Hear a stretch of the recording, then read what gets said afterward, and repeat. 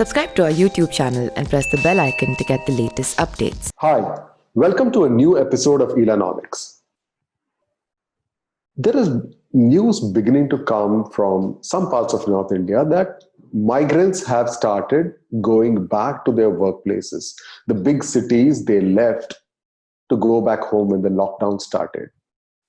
This is just probably the start of this trend, but this is an important trend because this also gives us indications of how economic activity will resume and economic revival will take shape.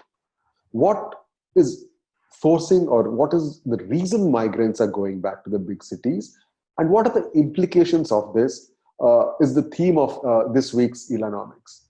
Hi, Ila. Read these reports that are emerging from the northern Indian hinterland and the cities such as Lucknow. That small numbers of migrants are going back, and in the beginning of the lockdown, we all thought that now migrants may not go back to their cities, but this is happening sooner than we thought. What do you think is the reason behind this? Very few Indian households have enough savings to take them through for more than a few days. And those who went back are seeing their savings deplete. It is also that many of them have been working, say, in shops, in restaurants, where they have specialized, firm-specific human capital.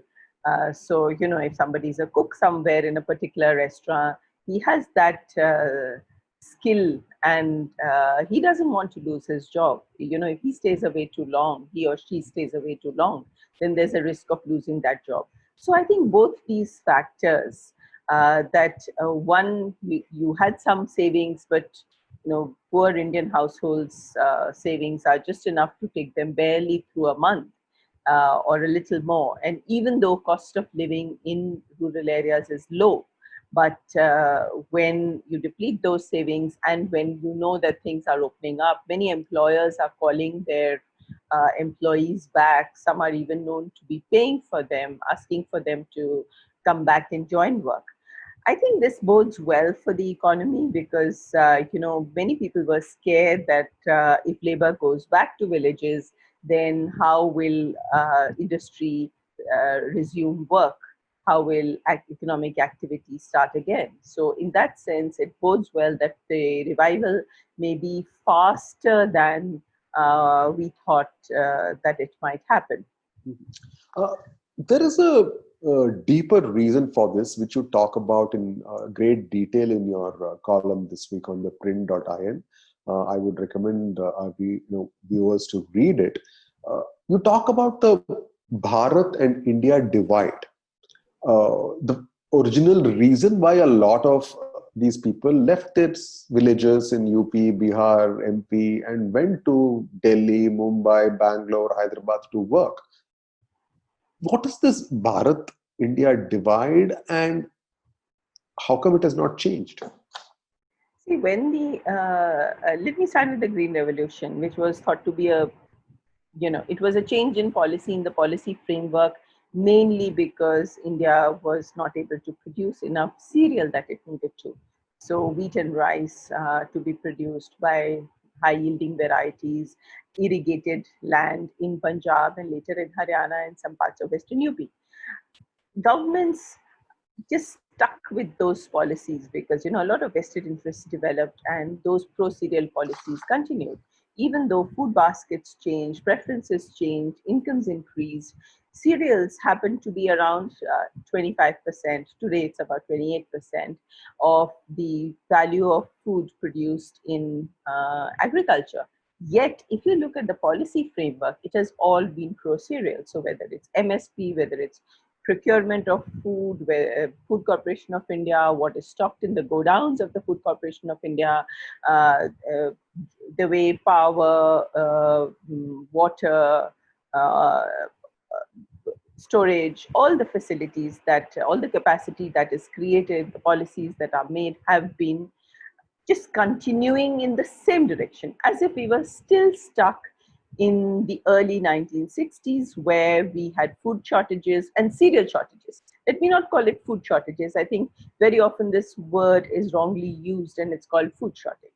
Now that policy continued, and when in 91, industry saw a big reform, that is, it saw liberalization. You can produce whatever you want. You can sell it to whoever you want, whether inside the country or outside the country.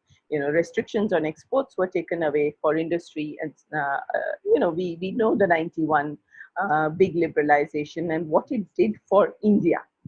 Now, at the same time, what we did not do, which is why I call it uneven development, what we did not do was similar sort of reform for agriculture, because we continued with the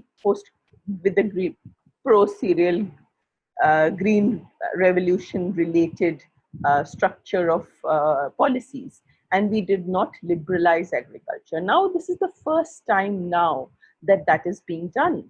And so till now, what it did was it created a huge rural-urban divide, where the income in urban areas is roughly twice that in rural areas. So if the income in rural areas is annual income in rural areas is roughly, the average annual income is roughly 50,000 rupees a year.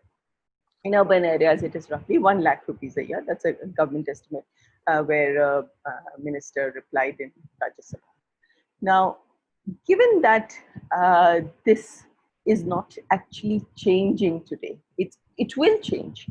I think the package that was announced, where the critical part was the 3 central laws that will be brought in. So there are other things which will help infrastructure, but that's about more money being put in, which will help farmers, infrastructure, honey, fisheries, etc. But I think the critical thing the most important thing in the package was the 1991 moment for agriculture. And then yesterday we saw the announcement of the cabinet. These 3 ordinances were brought in by government. One has yet to see what is in the ordinances, because the details will be understood then. But primarily allowing free production, trade, contract farming, movement of farm produce across the country, making it one national market. I mean, imagine it has not been one national market so far. So I think that has been the big reason why you had cities spurred by both the 1991 reforms, IT, financial sector, which was focused on the cities. So there was that growth happening there. But in rural areas, in agriculture, barely, so agriculture has about 18% of GDP. And there's a huge rural push element from there. So I think that is something that will take time to change, even though the laws have been changed now, but it's still going to be a while before incomes actually grow responding to all these changes. I think some of our viewers might ask us or remind us, just a couple of weeks back, Professor Patnaik and you discussed that the revival would start or the revival would be better and rural India could do better now. And now we are talking about migrants going back. But I think we should also care to explain here that the steps that have been taken now will take much, much longer to bear fruit. Isn't that, Ila? Absolutely. So there are some steps which are immediate for immediate relief. And there again, the emphasis, the tilt was more rural tilt than urban tilt. We put out all the numbers for, the 3,500 crore for food that was going to go to urban migrant workers, whereas the numbers for Manrega, there's a 40,000 crore additional number for Manrega. So there were some short-term relief measures which clearly had a rural tilt. Maybe it's also because, part of the administrative system of identifying farmers or, the Kisan Samman had already been done. So partly that.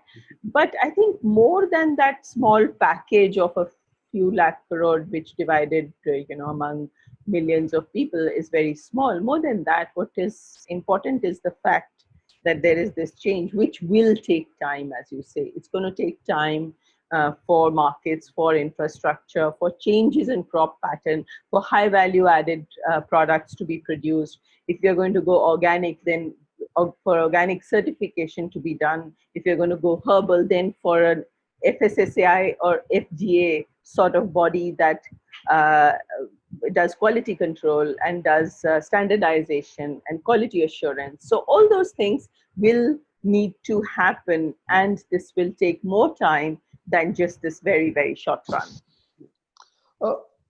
Ila, another point a lot of our viewers seem to comment is that why do economists talk about health, and are economists qualified to discuss what's happening in the health sphere? And we again come back to talking about herd immunity in this episode. I think you would be better off to explain to our viewers that health and what happens to workers, people who stay at home, is so significant for how the economy shapes. Because now we're talking about need for herd immunity and what that will do when migrants go back to Bombay, Delhi, Bangalore, wherever. Yeah, so I should talk about that. When I spoke about herd immunity after the first lockdown, that is going to be the way forward, because we don't have the time for a vaccine. Then a lot of viewers were very upset and said that no, it's very insensitive to say that. But I think that times have changed, and that now people understand that it is also very insensitive to keep people completely locked up in their houses, people who are starving, they have no jobs, businesses are crashing, and you can't just forever keep people locked in. And so we've effectively, you'll notice that the word herd immunity does not get used by policymakers. But if you look at the guidelines that are being given, then those are that young people should go back and the elderly should stay at home, protect the vulnerable, protect those with comorbidities, whereas let the young people go out and work. Of course, they should work with social distancing, with masks, with gloves, be very careful, because you don't want a very fast pace of increase of the spread of the virus, of the infection. So you want it to be slow, because you want to be able to take care of those who will fall ill, despite all the precautions that we take.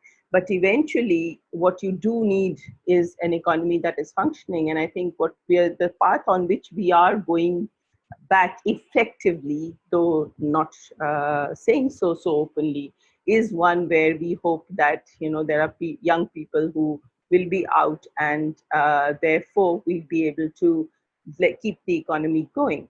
There's a study, Princeton and another institute, they have estimated that for India, it may take about 7 months to get herd immunity.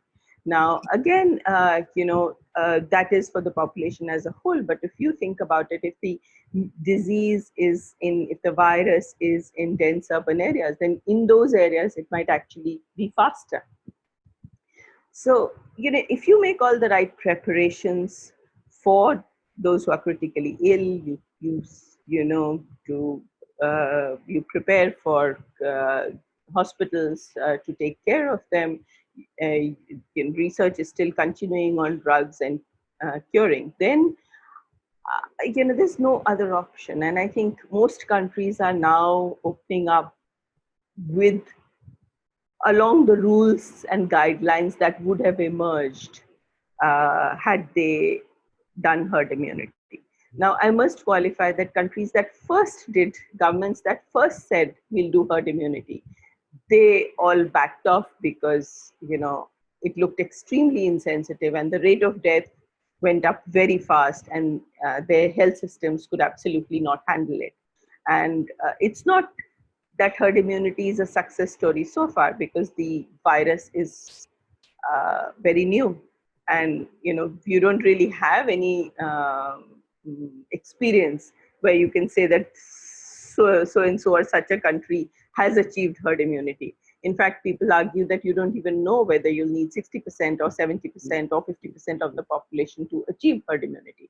So, herd immunity would basically mean that people who are young, working, walking around, say your delivery boy, say young people who come to the office, who come to the Print's office, they've had exposure, they've been maybe had some mild infection, or they've been asymptomatic, and after that they are immune, so they can't pass the virus on from one person to another.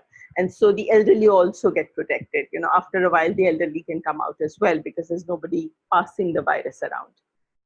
So very quickly, Ela, it might seem like a no-brainer question. The connection between a healthy population, a good healthcare strategy, and economic revival. Very quick connection. If people, so first, if people are not able to come out, they can't work and the economy will collapse. But beyond that, people have to have the confidence and the trust to be able to come out and work, and have policy certainty, have the certainty that I will be able to cross borders because the health authorities will not shut it down, or administrations will not shut it down. And third, that the healthcare system has to be able to cope with those who fall ill when the economy is functioning. There's a very direct relationship. I think this virus has shown us that almost every economist has been writing about the virus more than ever before, because that is what determines what will happen to the economy.